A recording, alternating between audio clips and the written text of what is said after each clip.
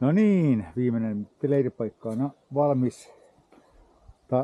Pari riippumattoa ja tarppeja täällä laitettu niin, että aurinko on tuolla.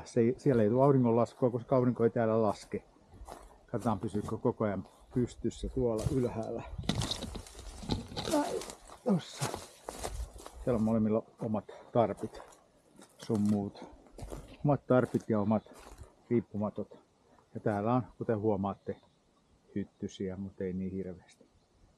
Ja tuosta pääsee Jemestin rannalle. Minä menen katsomaan kanssa minne, kun kävikin siellä. Siellä on jotain. Mitä siellä on? Siellä on varmaan hiekkaranta. Tämä on siis Lemmenjoki, minkä rannassa ollaan.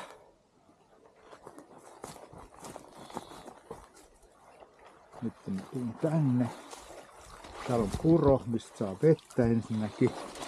Puhdasta vettä oli tossa. Täällä ei paljon vettä kanneskella.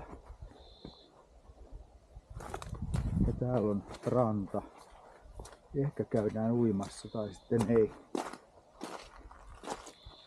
Vesi on varmaan sen verran kylmää.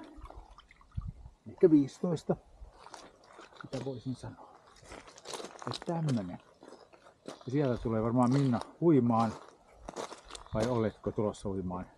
En mä tiedä uimaan, että pesee varpaat ainakin. Kyllä sä nyt meinasit uida. No, noinkin voi sattua. Se on ihan liukas. Ai liukas, selvä.